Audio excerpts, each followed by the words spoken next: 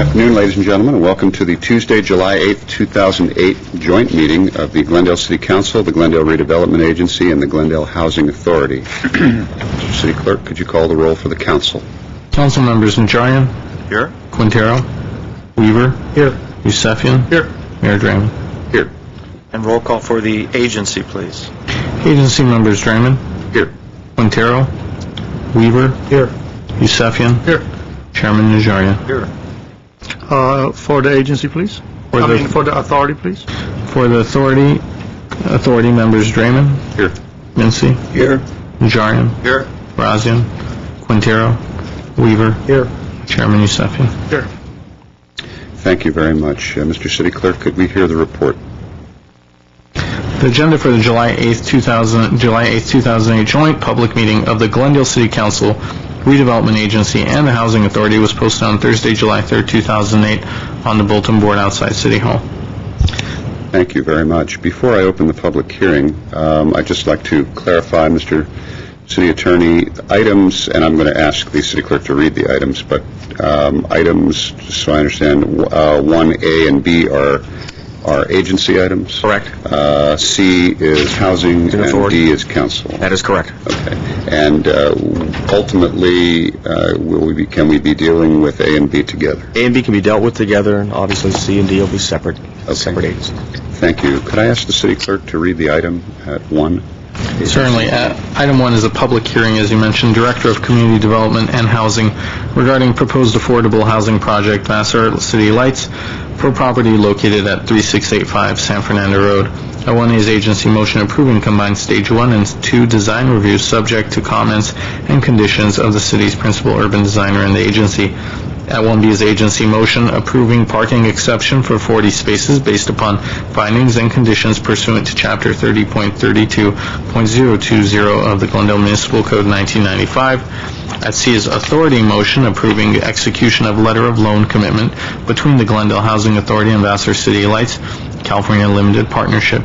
Finally, at D is a council resolution appropriating $12,167,664 to provide funds for the interim loan for the project. Okay, thank you, Mr. City Clerk. Ms. Blake, are you going to lead us through this?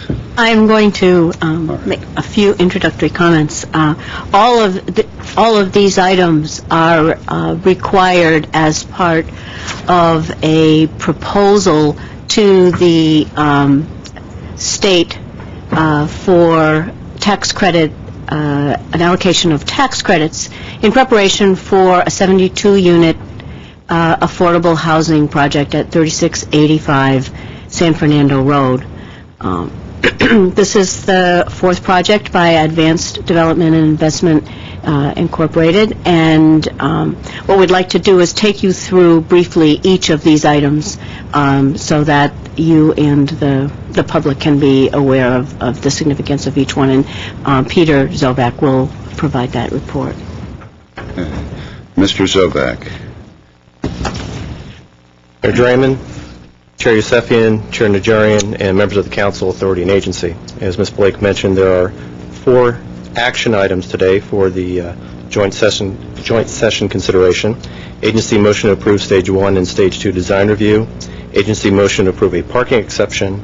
Authority motion to approve the execution of a letter of loan commitment with Advanced Development and Investment Incorporated, which is the proposed developer for this project, also known as Vassar City Lights, LP, for this particular proposal, and a City Council resolution of appropriation. To answer any questions you might have about some of these items, we have staff. We have the developer here. We have the developer's representative, Rodney Kahn, as well, who will be saying a few words later on. We have Eric Krause and Alan Loomis from our Planning Department, Alan Castillo from Development Services, and Tom Mitchell from Public Works, Traffic, and Transportation. As Ms. Blake mentioned, Community Development and Housing staff and Advanced Development and Investment, or ADI, have been in discussions regarding the feasibility of developing an affordable housing project for approximately the last 3 months. Based upon those discussions, the developer is proposing a 72-unit affordable rental housing project that will be reserved for occupancy by lower-income households. The project is proposed to contain 32 bedroom units and 42 3-bedroom units, ranging in size from approximately 800 to 1,200 square feet. The approximate $38 million project is to be developed utilizing a combination of affordable housing tax credits, developer equity, and other leverage funding issued by the state and the county. This financing plan for the project involves the utilization of 9% low-income housing tax credits issued by the state. They are considered the most valuable form of leveraging. They're an excellent source as it relates to affordable rental housing, new construction projects, and as a result are very competitive and difficult to obtain. The next funding round application for those credits is July 24th. The developer is intending to submit this project in that application round. Under the proposed 9% scenario, the developer is requesting $12,167,664, or approximately $169,000 per unit in Housing Authority assistance. The Authority's assistance is proposed to assist the project with land acquisition, pre-development, and construction costs. Since the writing of this report, the developer has made some refinements to their pro forma, and prior to the meeting, I passed out to one single sheet that compares the pro forma to your staff report, to the most revised pro forma, and the overall total development costs have not changed by a little over $40,000. What's changed is a new projections for tax credit equity pricing, a new permanent loan projection on the project, a slight reduction in some AHP funds, and then an increase to offset those decreases of the developer and general contractors' deferred fee, going from approximately $850,000 to combined $1.9 million. There is one change in that pro forma to make you aware of, and that change in pro forma will be incorporated not only to the staff report, but into the letter of loan commitment that's attached to your report as well, and will be issued if the authority were to approve it.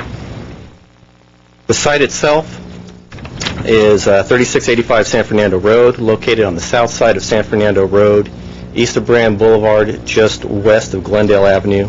The site is currently vacant. Previously, it was contained a vacant restaurant building as well as some residential units.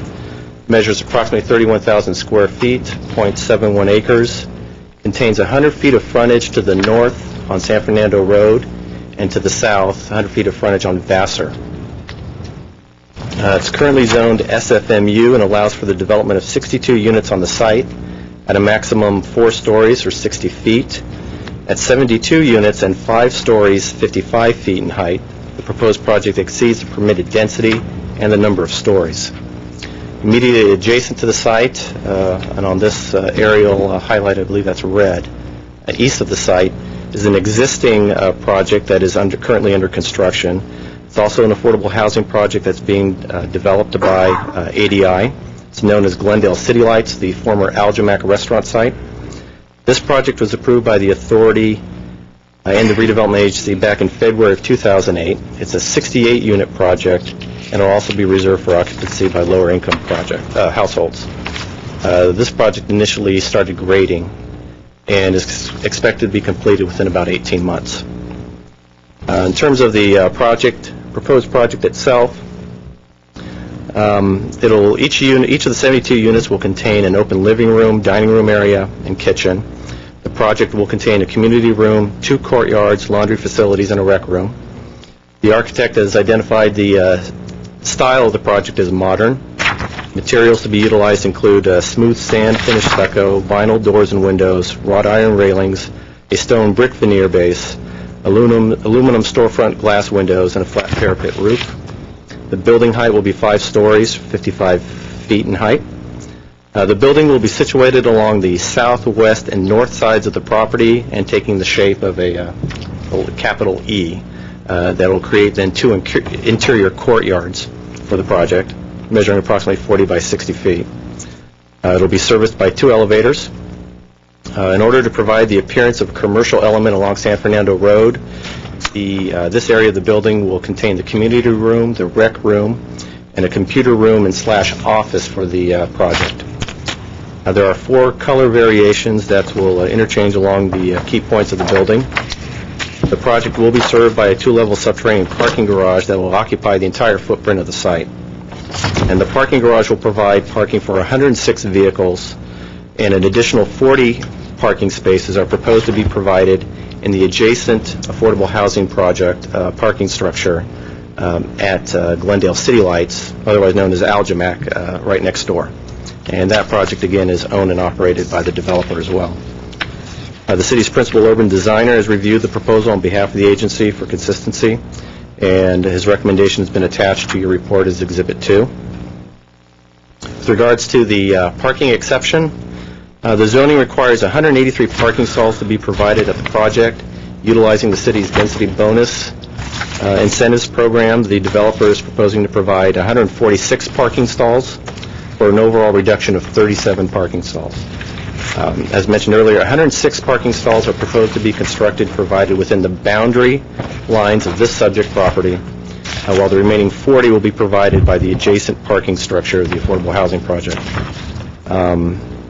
A tunnel connecting the two parking structures at the second level subterranean parking floor will be constructed, and the 40 additional parking spaces being provided by the first original project will be cordoned off and only accessible to the residents of this proposed project.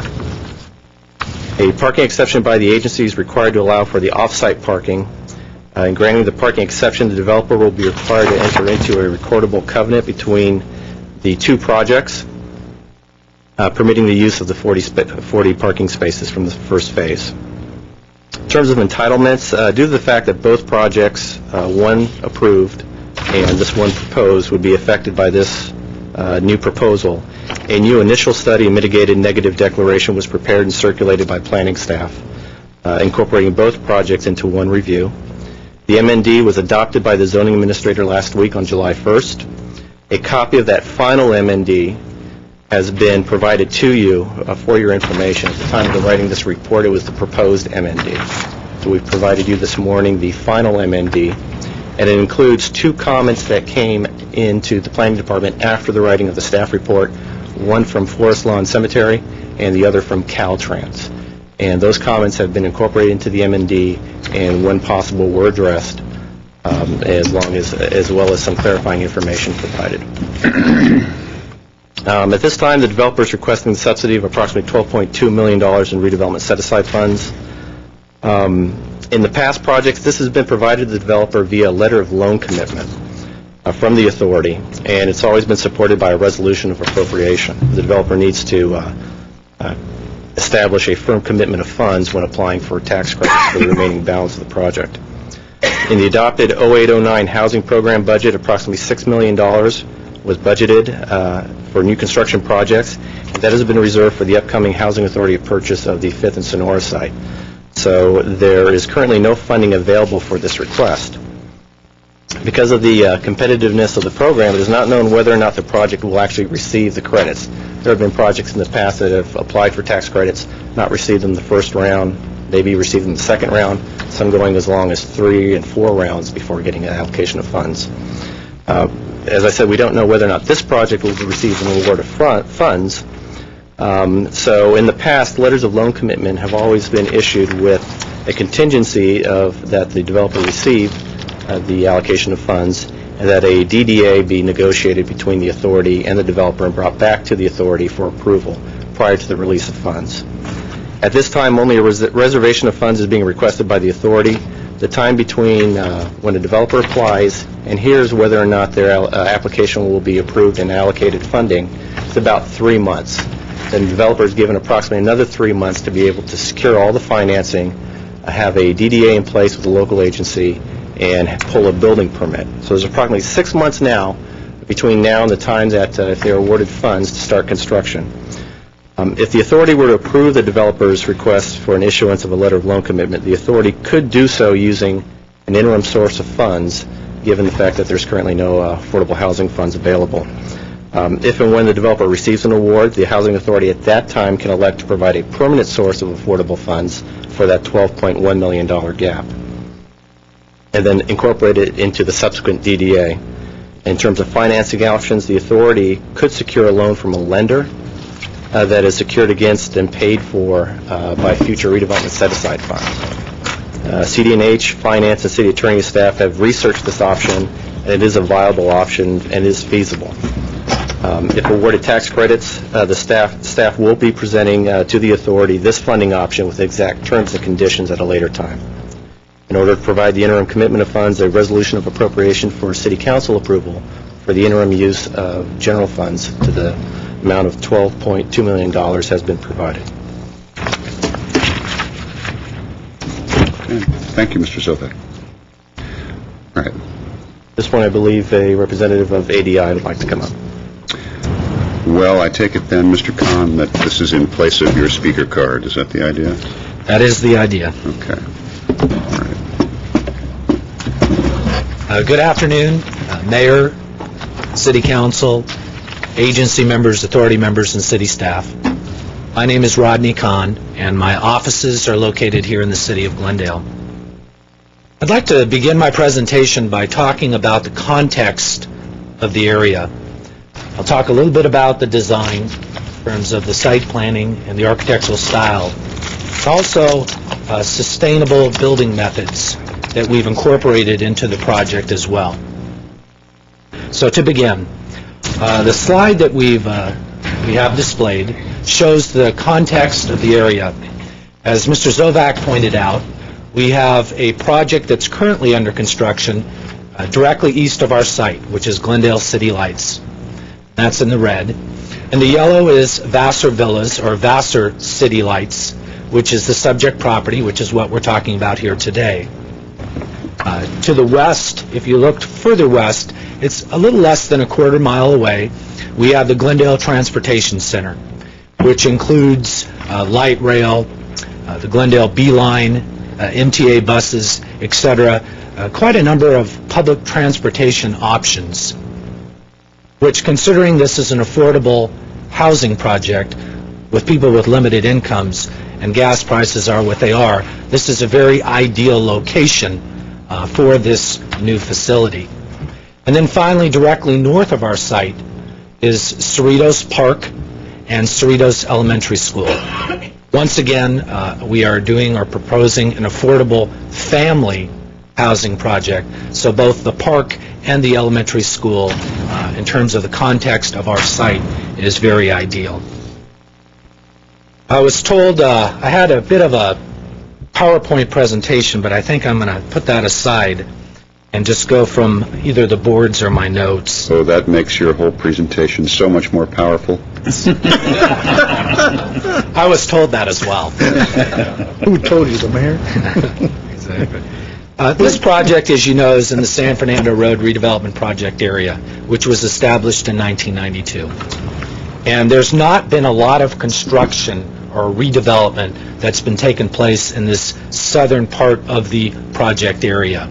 In fact, most of the projects that have taken place over the past few years have been the affordable housing projects that are either under construction, being approved, or that have been developed.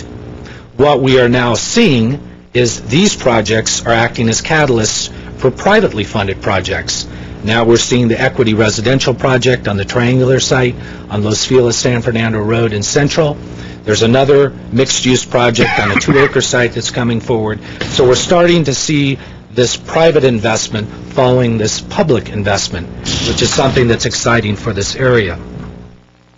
Our architectural style that we're looking at, that we've talked about and that we worked with Alan Loomis, who is your principal urban designer, that's part of a design studio that the City of Glendale has.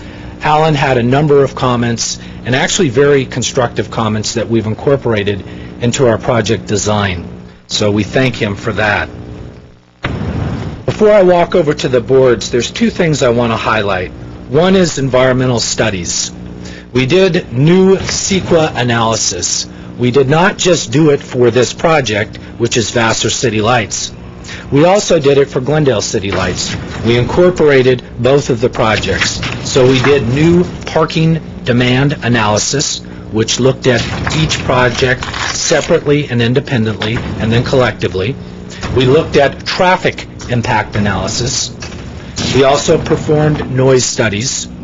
We also had other environmental analysis as it relates to CEQA. So a thorough study and analysis was done for each of the projects, and then collectively as well. And as was mentioned by Mr. Zovak, Ms. Fuentes, the zoning administrator, when she was reviewing other components of our project for the parking concessions and also with our incentives, she certified that environmental document. What I'd like to do, if I could ask the city clerk for the portable mic, I'll go over to the boards. Thank you.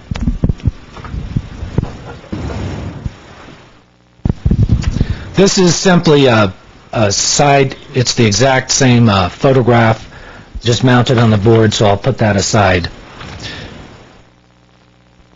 This is a streetscape or context of our project.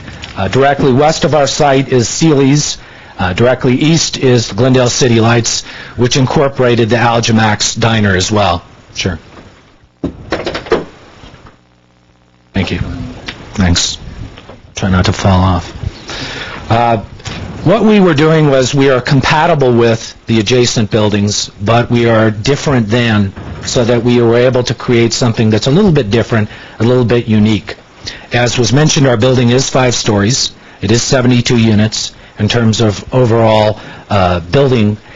What we did, though, was we picked up some of the elements, both the colors and some of the materials, being some stone at the base, to be consistent with some of the buildings in the area, but also chose some other highlight colors, such as this kind of darker, we call it a pumpkin or mustard color, to actually emphasize some of the other areas on the building.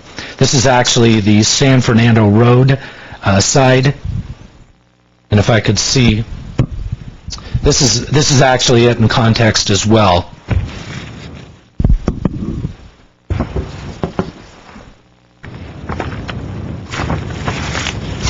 As it relates to the site planning, and it was pointed out, we originally had our building shaped in a different configuration.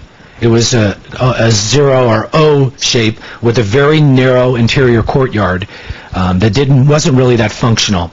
And it was suggested, I think, by city staff, or maybe at the direction of the city council, to create a different, more usable, more functional open space, which is what we've done. We have actually created what is referred to as an E, and we have 2 larger, about 2,400 square feet, open space courtyards. One is an active courtyard area that has an outdoor children's play area with turf and some activities that would take place here. This is a more passive or a quieter area in the other courtyard for people to sit and kind of converse. So we're able to have functional, usable space and be able to have both passive and active areas.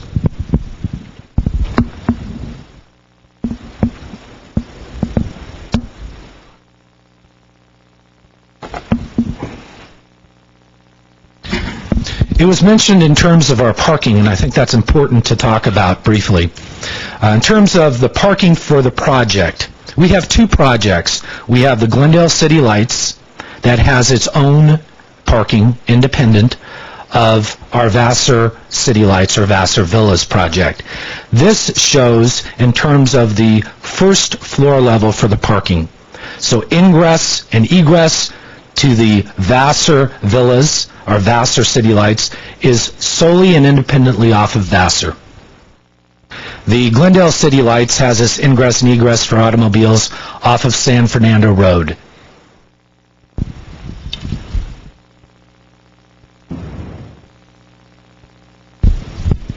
This is the subterranean condition as it exists on the second floor. Glendale City Lights, you would come in off of San Fernando Road, you'd wind your way down to the second level of subterranean parking. As you can see, there is a gate or fencing that separates the 40 parking spaces for Vassar City Lights, which I'll talk about in a second. So this Glendale City Lights is separate, independent parking. It does not exit or come in off of Vassar. It simply exits and ingress off of San Fernando Road. For the Vassar project, the project we're here today to talk about, we have 146 parking spaces. 40 of those parking spaces are accessed from the second level of the subterranean parking area, and these are the 40 parking spaces, and they are separated by this fence. So access will come in off of Vassar, they would park in these areas, or come down in this area, and they would leave off of Vassar as well. So once again, the traffic, the circulation, the patterns, they're separate, independent parking as it relates to the projects. The last item, see if this...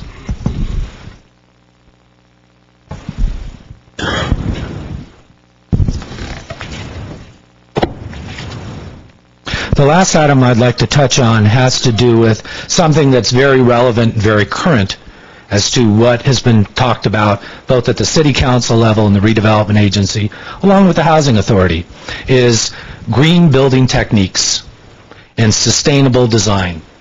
And what we were able to do with this project is we were able to incorporate about 12 different items, and I'll briefly highlight a few of them.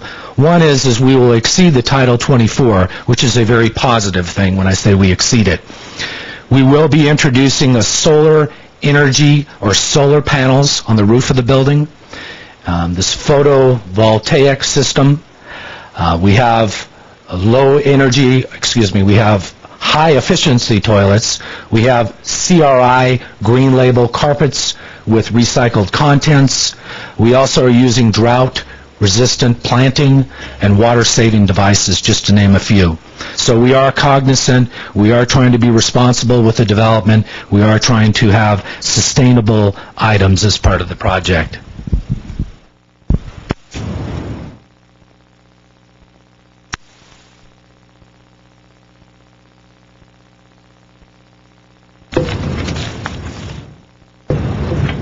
With our project team here today, our architect who is typically with us is not here.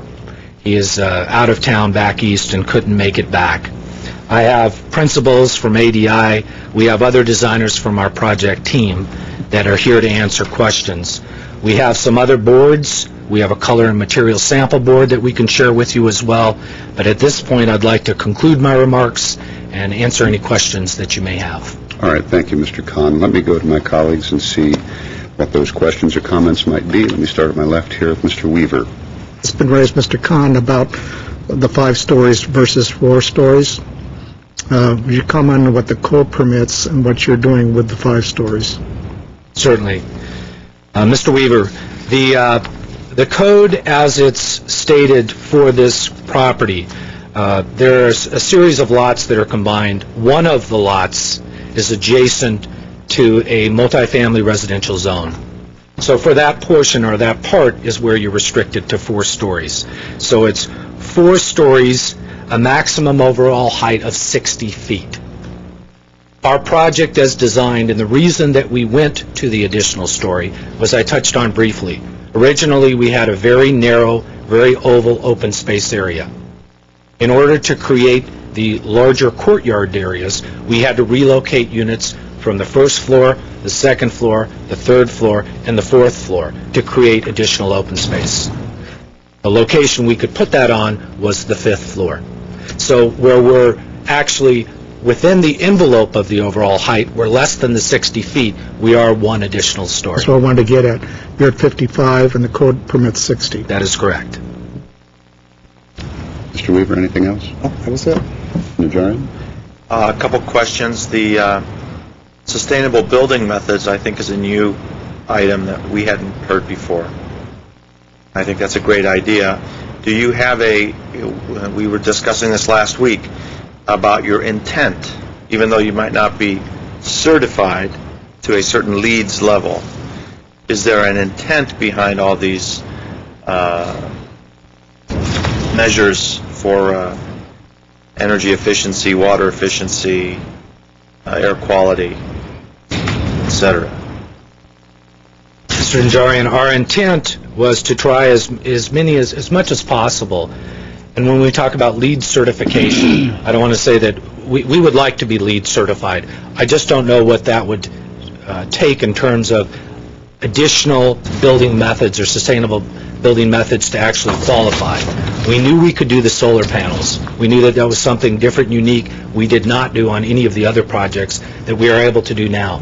Some of these other things, as it relates to Title 24 exceeding, what we can do is come back and discuss with you, because we will see you again, I think, at the development agreement phase, and see what we would actually qualify for. Maybe we do qualify for LEED certification, but I don't know. I couldn't answer that question. See, the difference right now. is, and I didn't realize this till last week, you've got the standard certification by the United States Green Building Association, which is, they're involved from the very design stages onward.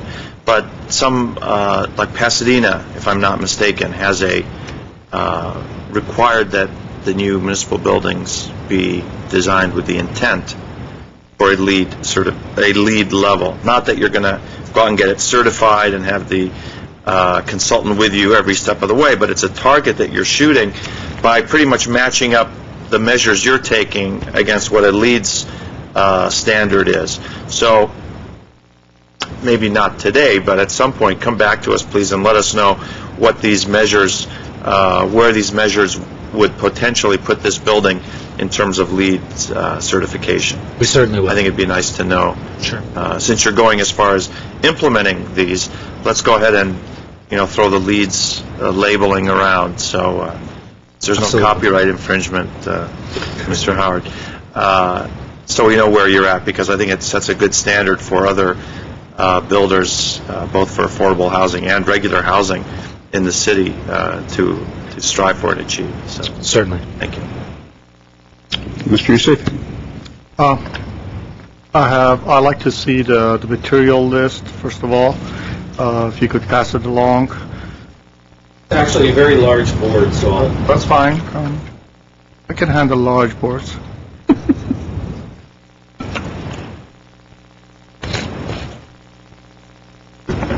I can display it. I don't know if you wanted That's me all to right. actually... I like to feel and touch, I'm one of those, I I don't buy assume, anything. Mr. Youssef, you mean the board. Right, and- that's what I mean, that's what I mean. And you're safe, Mr. Khan, That's all right. for the moment. The reason I wanted to see this, because the staff talked about smooth plaster, and I wanted to make sure it is consistent. Has staff seen this board? Okay, so you're comfortable with this? This is what you are expecting to see on the building? Okay, so this will be plastered and then have elastomeric paint? Okay, well, if you're going to paint it, I think you should use elastomeric paint. I mean, I use that myself, and it saves you a lot of headache down the road.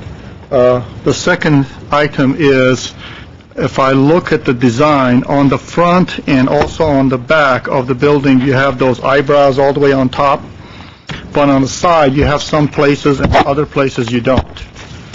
You may want to reconsider that, because somewhere down the line, you're going to have all the rain going to wash down the face of that building. See what I'm saying? Not yet. Okay. On this plane, for example, see, you have all of this in here, you have that, you have this, but over here you have nothing. You have nothing. Nothing. So these are basically, you're putting a coping on top, and you're depending on that little quarter-inch flashing to just divert the water, and it really doesn't do that. So the dust accumulates on top, and then it rains, and all that dirt basically washes on the face of the plaster and stucco. And since the stucco is a little bit rougher, it's not as smooth as smooth. So what happens is you have all these stains that stay on it. Now, the elastomeric paint, you can just wash that with a sprayer, with a pressure washer, and it takes it off like that. While if you have the little eyebrows on top, that will probably keep the water from the face of the stucco, so you don't have a lot of maintenance somewhere down the line. So that would be my only suggestion to you. Maybe you may want to think about it. It's a long-term maintenance issue. So that cornice detail, Mr. Yusefian, is what you're talking about? On top. Continuing Right. it all the way around? Right. The other thing is, on the sustainable building, one thing that I think you may want to consider is geothermal heating and cooling. Everybody thinks that geothermal means that you have to have some volcano around. It's not. Actually, what they do is you drill an 8-inch or 12-inch diameter holes into surrounding area of the property where you're going to be digging anyway. And what happens, your heating and cooling is done by water. Instead of having one unit on top of each place, your water pipe, generally maybe something about a 1-inch copper line, goes down about 60 feet, makes a loop, and comes up. Apparently at 40 feet or 60 feet deep, the planet Earth, no matter where you go, the heat is the same, which is 60 degrees. So the water from the cooling system comes down at maybe 80 degrees, it goes into that hole, and it chills out to about 60 degrees, then it comes up. And so that's how you cool the building using the Mother Earth. And you can also heat it in the winter time because it may be 30 degrees outside, but down in the ground is 60 degrees. So that's one way of reducing your heating and cooling using geothermal, which is also very sustainable. You may have to do some research and look into it. They're doing it a lot, especially on senior housing. In different places, they're doing this a lot. And so I was not educated until I saw a program on television, and so that's what I learned about it. So We'll certainly look into it. yeah, that's a lot of cost saving because especially in California, heating and cooling is your major thing, especially your cooling, and that will get you some of that. Thank you. Thank you. Okay. I'll reserve my comments until after the public. Public hearing, okay. All right. Doing anything with perpetual motion or nuclear energy, by the way? All right.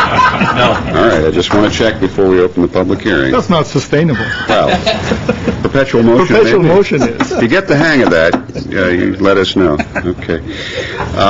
This time, I'd like to open the public hearing. Let's go to Richard Hart. I think that's Hart. H-A-R-T or H-A-B-T again. Hardy.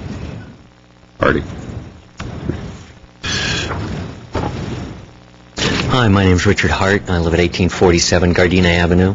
So I'm at Gardena and Princeton, right behind the proposed project. And it's only been discussed as the one project today, but the notice that you guys sent out suggested that it was going to be reviewed. The two projects were being reviewed together because the parking structure is essentially one structure underneath the both of them. In counting the amount of on-street parking available in our neighborhood, there's roughly about 250 spaces total. That's everything, because our neighborhood is trapped behind the Sealy building and these two projects. Most evenings, it's full. There's 250 cars parked on the street. The developer is proposing to, with these two projects together, to skip 117 parking spaces altogether. So that's about half what the neighborhood can already hold, potentially pushed out on the street.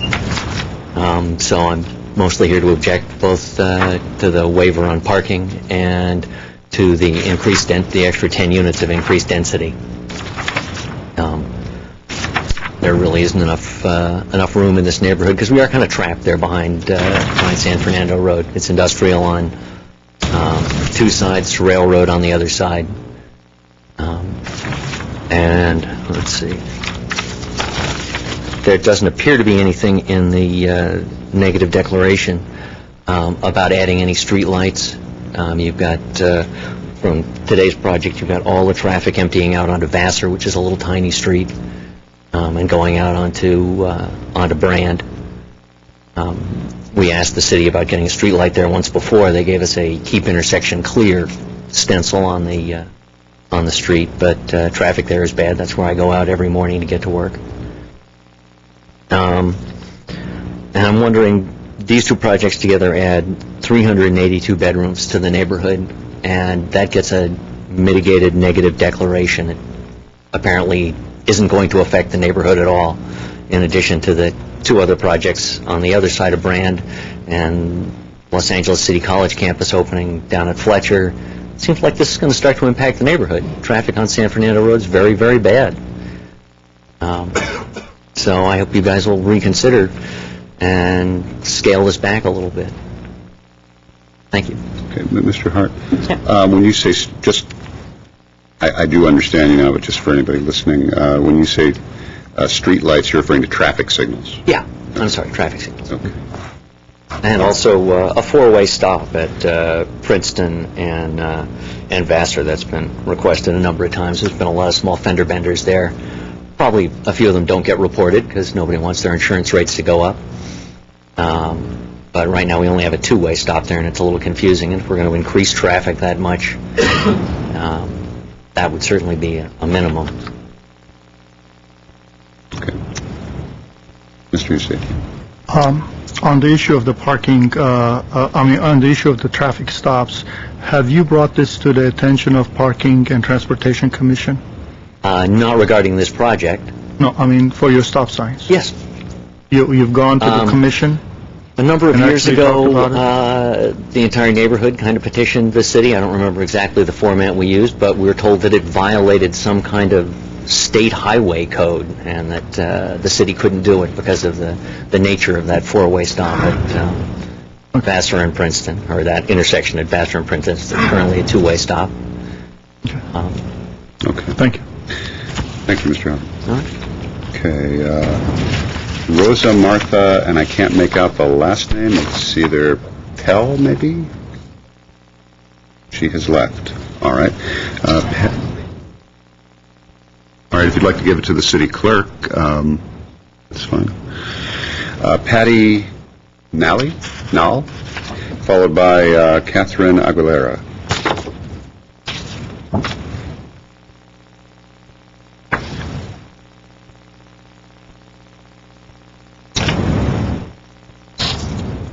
Hi, my name is Patty Knoll. I live at 1847 Gardena. I'm Richard's wife.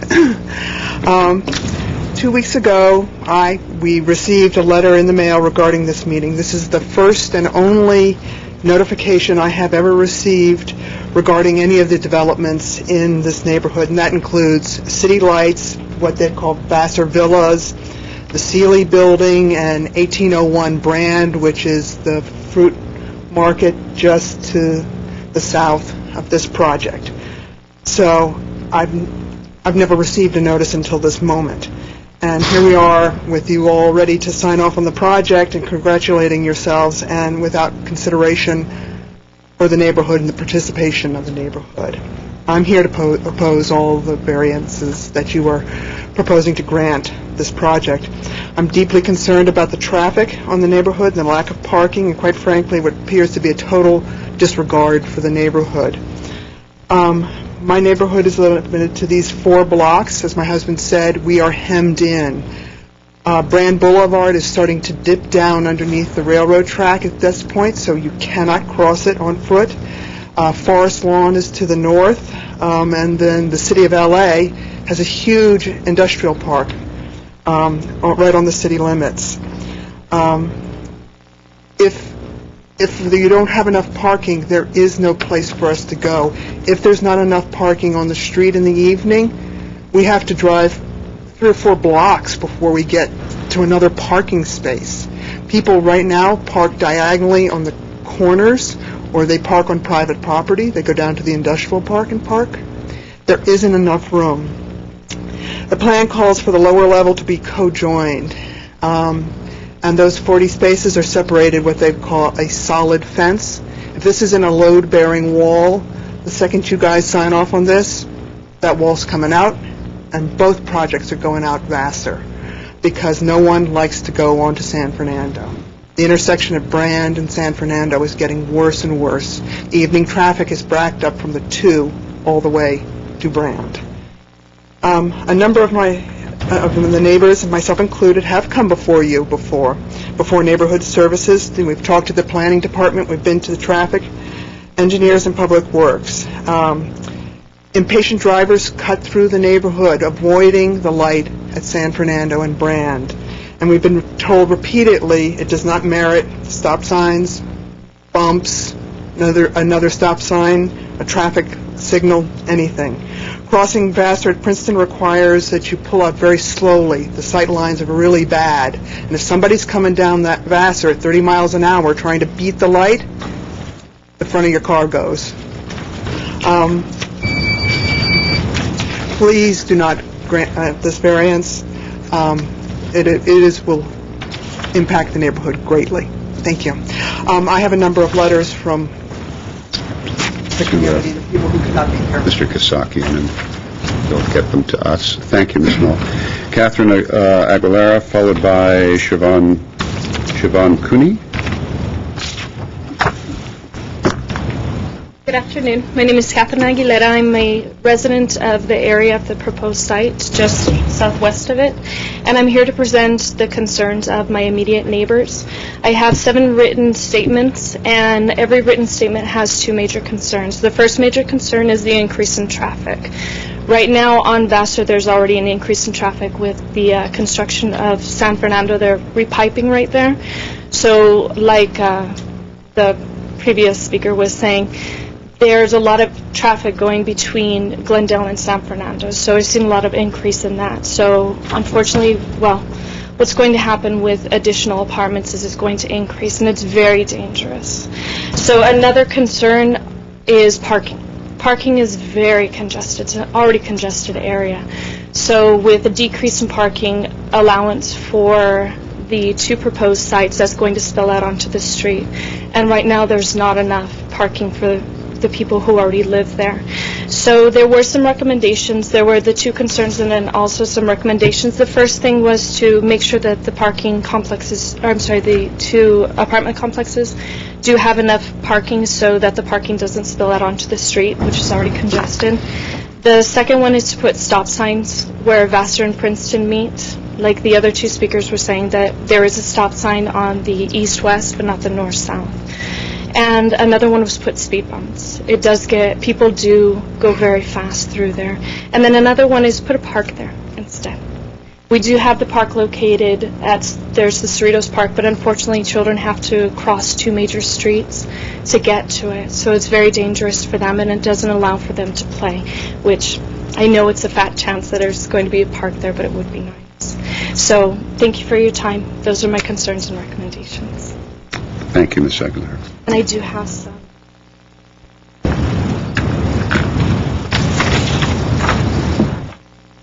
Okay, Siobhan Cooney, followed by Herbert Milano. Good afternoon. I'm Siobhan Cooney of Latham & Watkins. I represent Forest Lawn Memorial Park Association and Forest Lawn Mortuary, which, as you probably know, are adjacent property owners very near to the site. And we have submitted written comments based on review of the mitigated negative declaration. And we appreciate planning staff's responsiveness to the comments. Many of our comments were incorporated into findings and conditions that the zoning administrator included in the approval of July 1st, and we appreciate that. And I would just request that to the extent any changes would be proposed to be made to our requested additions, that we have an opportunity to discuss that. And this is all, by the way, consistent with prior requests that have been made and agreed to in connection with the prior approvals for the Glendale City Lights project. And I just wanted to reiterate the concern that Forest Lawn apparently shares with many of the neighbors about the increased density in this area and the request for the reduction in parking. And we understand the proximity to transit. That's obviously a very positive thing, but the concern would be making sure that the reduced parking is coupled with corresponding measures to make sure that residents of the project actually use the public transportation and can get to the transportation center easily and safely. So I would suggest that to the extent there can be measures that would facilitate the access of project residents to the transportation center and encourage them to use public transportation. I understand the pedestrian connections may be a bit difficult. I was actually driving by the project site earlier today and had to wait a while even just to make a left turn from Brand onto Vassar, and would not have been wanting to cross the street there as a pedestrian. So if there are things that can be done to make it easier and safer for folks to get over to the transportation center, and if there are any incentives that could be provided by the project developer to encourage residents to actually use the transportation. Sometimes projects provide transit passes or subsidize the use of transit to encourage residents to not have that extra car, and also that would alleviate some of the parking requests. And this is all consistent with what was done in the CUP for the Glendale City Lights project last year, and part of the justification in that CUP for the increased density in this area was the proximity to transit. And so I would just encourage the council and the approving agencies to consider actually making the transit accessible in considering the reduced parking. Thank you very much. Thank you, Ms. Cooney. Herbert Milano, followed by Nancy Kent. Mayor Drummond, members of the City Council, my name is Herbert Milano. Gentlemen, I want to say that this is an area that I know very well. When my son was in high school, before he got his license, he had a girlfriend for about 2 years, so I was driving him there all the time. And what the residents have presented to you is very true. This is yet another area in Glendale that is very constrained. You got the railroad tracks, you have the industrial area, you got Brand, very constrained and very limited. And I do not see how in the world Mr. Rodney Kahn can come here and say that the reduced parking that is being asked for could be justified by looking at similar other properties as it was in the mitigated negative declaration. It's just not possible, not for this area. It's anyone who would actually say that this could be approved has not visited or spent any time in this area. It's absolutely impossible. What this is going to begin to look like, and I have the feeling for that, is that this project is going to begin to look like projects in the old-fashioned word as it's used in New York. That's what it's beginning to look like. You know, the lack of park space. Cerritos Park is insufficient to basically handle the number of children that you can expect. You cannot possibly approve this. This is insane. A reduced project, yes, but 2 parking spaces, even if people use transportation. Today, they have no other place or commercial places for them to go, so they will need a car, even if they keep it at home and use it after they come from work. This place needs 2 parking spaces for every 2-bedroom unit. Look, the other issue concerning sustainable building methods. Mr. Kahn says they're going to try. Since when is that type of phrase acceptable as city policy? They're going to try. Those are his words. You can basically watch it again. Look, we need definitive things, definitive measures. What is the maximum water usage that you're going to expect per unit per day? 200 gallons per unit per day? That's a definitive measure. How much electricity in terms of kilowatt hours per day? 10 kilowatt hours? It is only when you begin to measure the output, the outcomes, that you actually have what I would call true sustainable measures. If you're not going to have any LEED certification, then the least that you could expect is for every unit to have a water meter and for every unit to have a smart meter so that tenants would know how much electricity they're using. We already have a significant increased demand in the use of water and the use of electricity, in the years coming forward. What we should be looking for is increasing the density, but sustaining the amount of total electrical and water output. That would be a sustainable city. So the statements that are being presented in this negative declaration cannot possibly be corroborated. I don't see how. Please definitely take a look, drive the area, be there, and you can see that unless you experience it, I don't think you can really make a decision. Thank you. Thank you, Mr. Milano. Nancy Kent. Hi, Nancy Kent, resident of Glendale. We need more affordable housing, but the staff report for this building says that it will only be affordable for 56 years. I live on a block a couple of blocks east of Maple Park on which everything was built in the 20s and 30s except for one house and one duplex that were built in the 50s. So 56 years is not all that long for a building. Public money is proposed to be used to finance this affordable housing, and it is proposed to give the developer more than the zoning allows. So it should be affordable in perpetuity. The low-income tenants who live there 56 years from now should not be forced to come to the city council meetings to plead for help because their affordable units are about to change to market rate. Please make these affordable units in perpetuity. And next point, this is another horse that is out of the barn before Glendale, I hope, adopts LEED requirements. It's great that it's getting solar panels on the roof. It's wonderful. But I would like to focus on one of the revisions that Pasadena just did this year to its sustainable building guidelines. It added a requirement about water.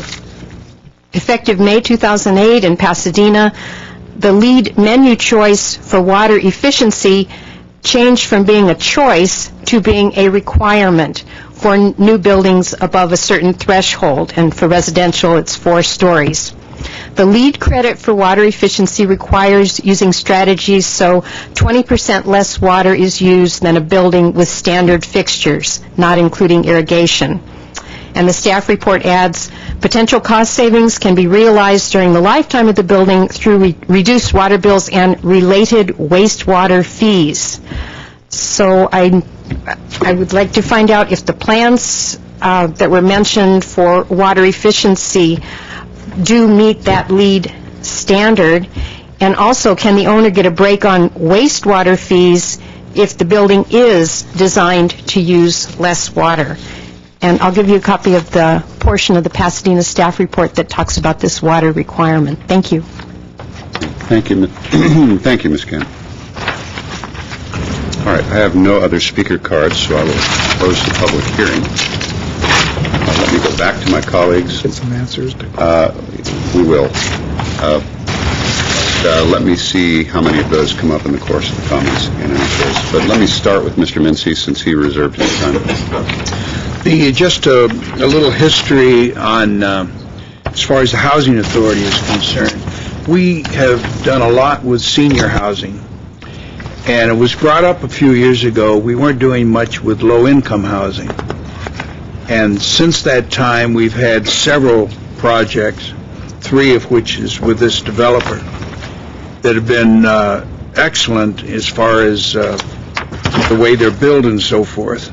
Particularly in the fact they're 2 or 3 bedroom apartments. And for low-income family, these are people that are employed, but they can't afford to live here. And to be able to have a 3-bedroom home for a family, we thought was certainly something we should strive for. As far as this looking like a project, one of the things that I liked in what they did is that the building we're talking about tonight, the project, the 5-story, because it breaks it up, so it does not look like, to me anyway, like a so-called project that you might have seen in the future, in the past. The parking, as far as sharing the parking in the subterranean area where it's fenced off, it's completely separate from one part to the other, one project to the other, and yet, in a sense, they share, I find is good. I also, the idea of that area is certainly being revitalized, and I understand the concerns of the homeowners in that area, and the way you say, boxed in and so forth. But what we're trying to do is provide for a low-income family in a nice, we think this will add to property value. And the way it's designed on San Fernando Road, we feel, or at least I feel, will help that area and will add to the energy of that area. And as has been brought out, other private concerns are now also doing that in that area. But I think it's important to remember what the homeowners in a particular area are concerned about. But I think also the project, so the developers are aware of this too. And it's important that this be constructed so that we consider the homeowners near there and the problems they might have. But that's my initial comments. Okay, thank you, Mr. Mincy. Mr. Yusuf, I'll come back this way. Mr. Yusefian. I have a question from somebody who does the land planning for us. Could you explain to me what SB 1818 is? And whether or not this project meets those standards? Sure. Councilmember Yusefian, SB 1818 was adopted by the legislature, I believe, in 2004, amended the government code with respect to affordable housing, and provides that in exchange for providing certain levels of affordable housing, developers are entitled to certain incentives, both density bonuses and incentives under our city's zoning code. And yes, this project does qualify for SB 1818, both the density bonus and the incentives under the state law and our local ordinance. Which means the number of parkings are within the guidelines of SB 1818. That's correct, and the zoning administrator approved that parking concession last week.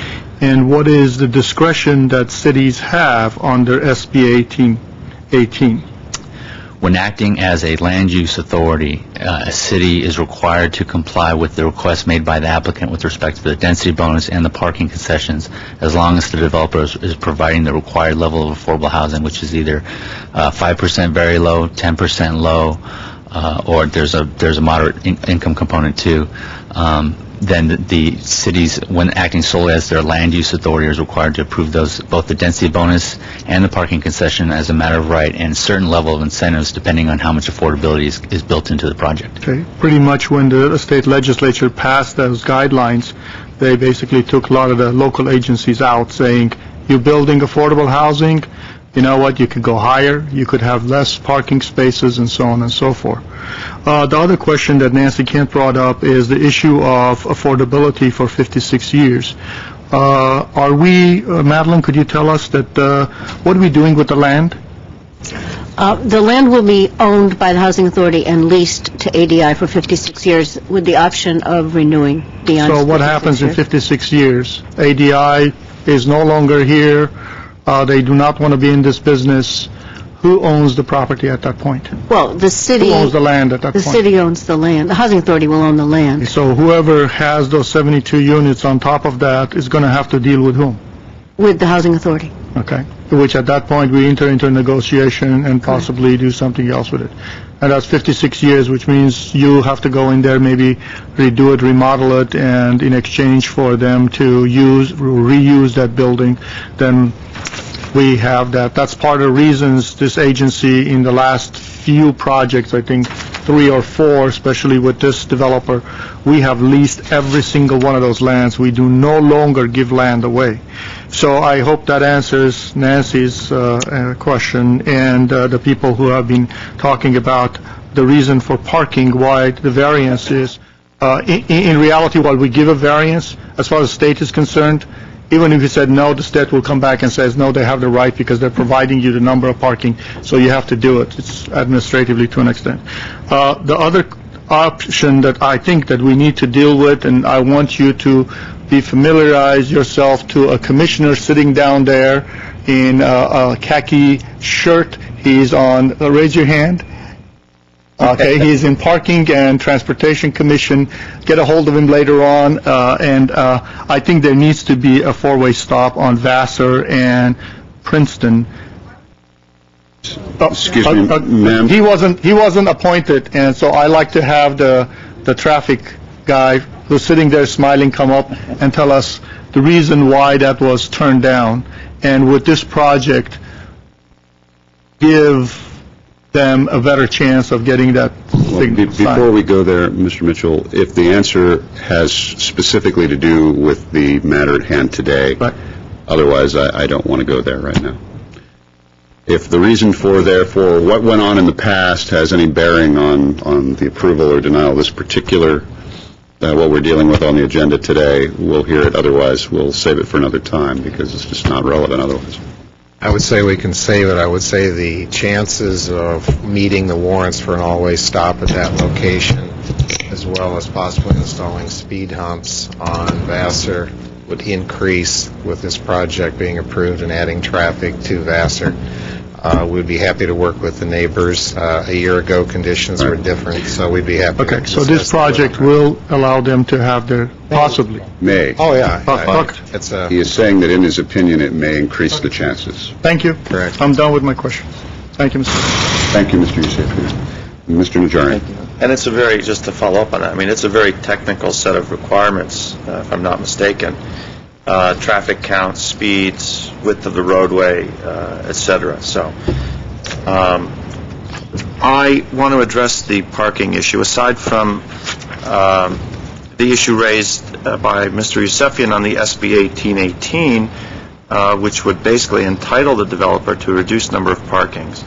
The developer has actually across the street been operating an affordable housing, Metropolitan City Lights, for over a year now, 2 years perhaps, and they built it out to code, and they have some experiences with the use of the parking in that facility. Would someone from the developers, either Rodney or Mr.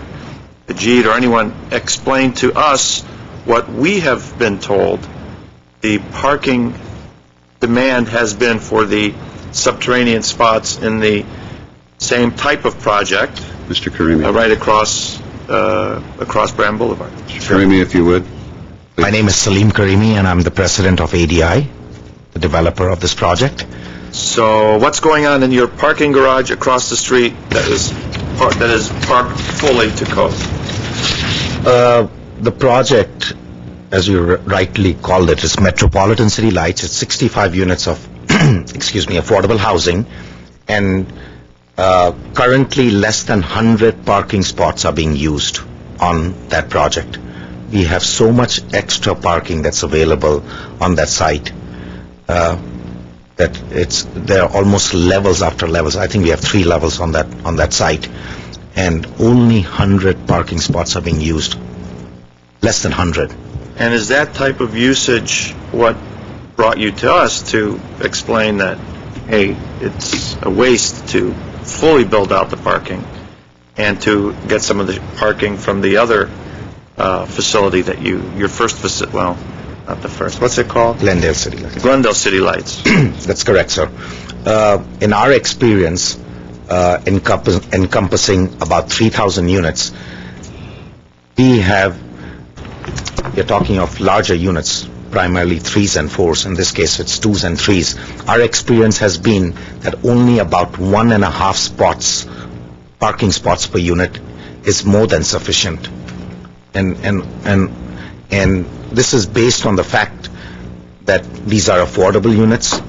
The families don't necessarily have 2 cars.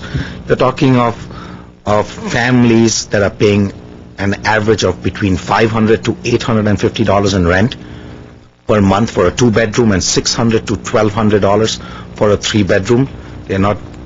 They don't have the means necessarily to have 2 vehicles, and our experience has been that 1.5 spots is more than sufficient.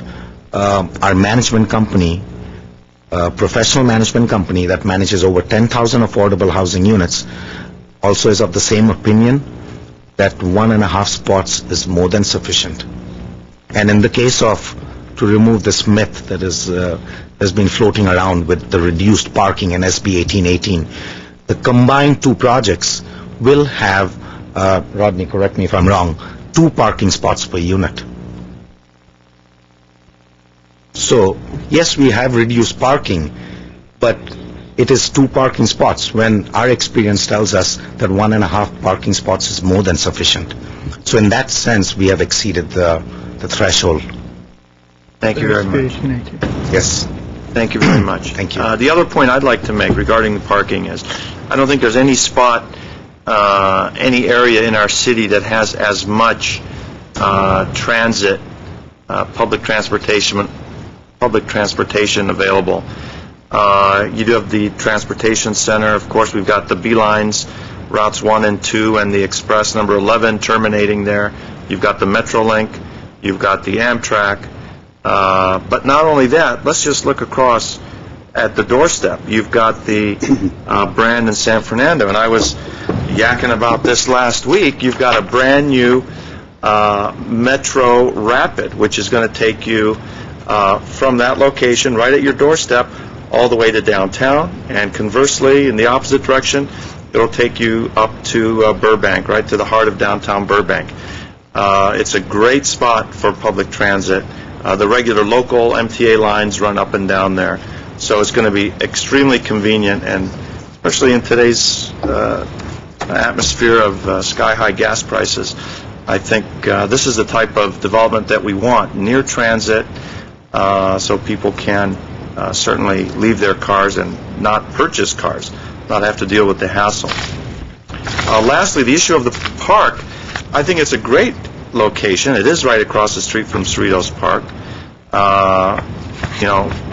They say it's not big enough. I mean, that's a great park. I mean, we can't build another park right there. I think we'd get laughed at because Cerritos, we have put a lot of money into Cerritos Park, a lot of resources to make it a great park. But let me add that the developer has paid the full park impact fees for this project. They didn't chisel us on it. And what is it per unit? Over $14,000 a unit. Okay, they've paid that in full. And that's going to build parks in the city, and obviously the big one that we're getting excited about is the one, the Pacific Pool. Those funds are not earmarked for that project, but certainly available for the Pacific Park Pool project, which is just a short train ride, bus ride away if you don't want to walk it. So I don't think we can get loud on them about the park space. They've paid it in full. They're the first developer to do so in this city, and I think we have to applaud them for that. Thank you, Mr. Weaver. Okay, thank you, Mr. Najarian. Mr. Weaver. We very carefully, some time ago, deliberately tried to create a transit zone here. Many cities are doing that. Walkable areas to rail transit. So the planning in terms of height, density, layout, were all predicated upon trying to create a transit zone in the zone. It doesn't mean we're going to achieve it in the entire area tomorrow. It's something that's going to develop over time. We're making some progress. Some time ago, I had observed the lack of cars in the city, Glendale City Lights. And what I had raised to staff, and I still think we need to study it, is our parking requirements in this city. I don't think when we laid out how many parking spaces you needed per unit, that some years ago that a lot of thought was given to affordable housing and the requirements that are needed, or for senior housing.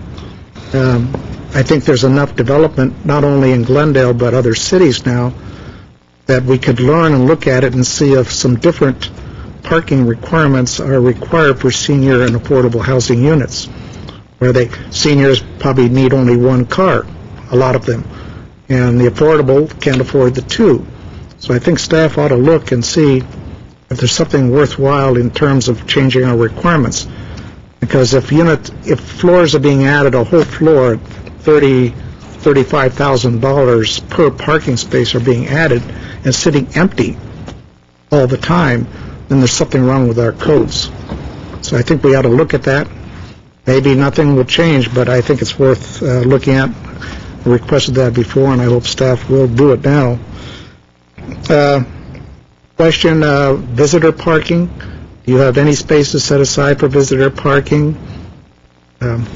Okay, so in each building, there is visitor parking, so they won't have to park on the streets. I'm getting a nod yes. And the neighbors are saying no. Mr. Khan, would you come up and either it's yes or no? Don't lie, just tell the truth. The whole truth, Mr. Khan. And nothing but the truth. So help you. Exactly. To answer your question, yes, there is guest parking for the project. There's also handicap parking spaces. There's a number of parking spaces. As required? As required, yes. You know how many offhand? I can tell you that for the Vassar Villas project, we have what the code requires is .25 spaces per unit, and that's what we've provided. Okay. And I too hope that your staff will look at the four-way stop. The analysis now will probably be different than it was a year ago. Speed bumps, again, that's a petition from the neighborhood. If you want to consider that, you can make the request. Staff can tell you. Our new transportation parking commissioner there could tell you the requirements for submittal of that. The same, you can get permit parking for residential only, and you can also petition for that, which should alleviate some of the problems. Maybe you don't know about it, but it does exist, some areas. You petition, you qualify, you can get residential parking only in certain zones. So talk to staff on it. No, for your houses, that you can't have, people just can't come and park there. It's for the residents only. And if you're going to have a guest come, you can get a special pass for them to be parked there. It eliminates anybody from City of Los Angeles coming over the border and parking there. They're using the industrial complex. We'll ticket them and we'll bill LA for it. So, other than those things, I like it. It's the affordable housing that we want. It meets the code. It's a good design. I like the two tied together. They haven't listened to us, and they've given us more open space within the project site for the kids and for leisure activities. We're not going to be able to build another park in that area. It'd be lovely to have another park, but Cerritos cost an arm and a leg just to build that. And maybe it's not perfect. I think the exit and entrance into the parking for the site on San Fernando Road is at Glendale Avenue, which already has traffic lights, so it is controlled there. I don't know, I'm not familiar totally with the regulations for coming off of Princeton onto San Fernando Road. It's probably too close to have any other kind of signalization, and I don't know how you address that one, but at least I'll let staff worry about that. You made the points. But I think this is the way we want to go all along, and I can't see reason not to try. Remember, they haven't got that 9% yet. They don't get that, it's contingent. There won't be anything built. Okay, Mr. Weaver, thank you. Most of the comments that I was going to make, the notes that I've taken, have been raised by one person or another up on the dais here, but there are a few that I want to touch on. On the humorous side, I'll say, Ms. Cooney, if you're still here, I think you were the only one representing residents who did not submit a petition. Those would be the people at Forest Lawn. Nobody there did. Now the residents. Let's see. Catherine Aguilera mentioned the issue of stop signs and speed bumps. I just want to clarify that even though you may have, or the neighborhood or some of the streets may have come to the TPC before, I think what Mr. Mitchell was indicating was that your chances may improve as a result of this. So although it is not a direct solution for you at this moment, this is not the forum, but you do want to go to TPC on this, and I think some of my colleagues and I will also be sort of looking out for where that goes if you do. So please keep us in the loop on that if you would. Also, with regard to Mr. Milano raised the issue of, as he has in the past, about smart meters and individual meters and so on. Mr. Khan, someone, would you like to address that as to whether or not that is in the future for this project or in the near future for this project? Mr. Draymond, as I mentioned as part of my presentation, in terms of being able to assess the project according to LEED, being able to assess the project for a number of different things, we can certainly look at that. I don't know what the costs associated with that are.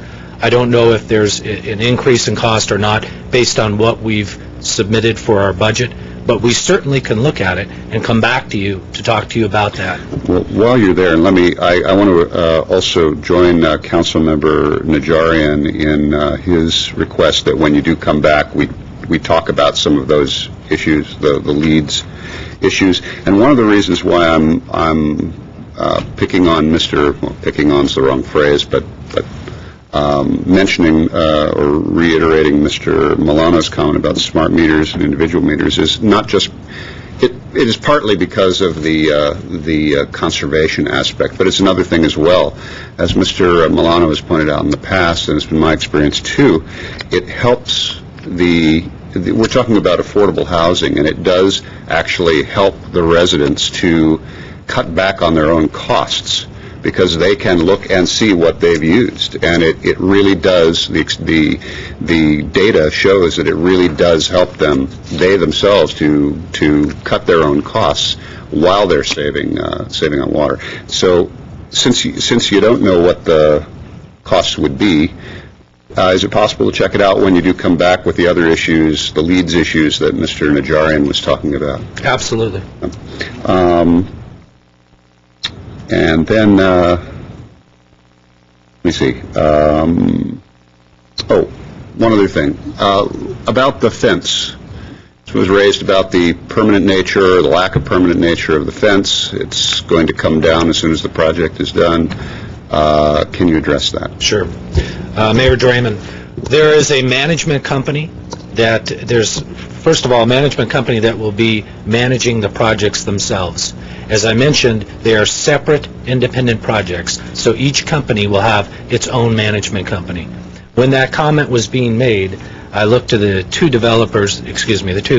principals of the development team, ADI, and I said, is that something that you've ever experienced, or is that something that we can prevent if you haven't experienced? He said, absolutely. They have on-site management. That is not something that they're looking at doing. That is not something that can be done, because the management company would prevent that from happening.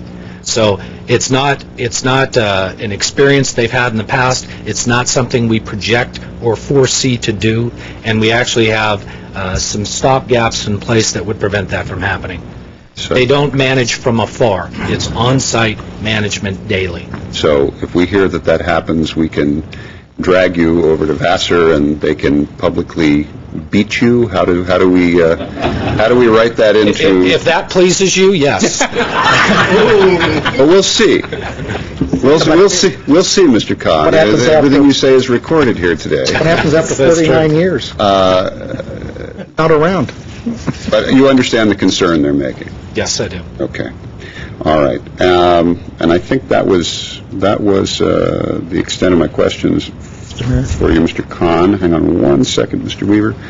I believe the phrase that was used by some of my colleagues, just to reemphasize some of what Councilmember Najarian, I believe it was Councilmember Najarian, was talking about, the underutilized parking at their other project across the street, is the underutilized parking could become soccer play areas. It's that much underutilized. It's enormous.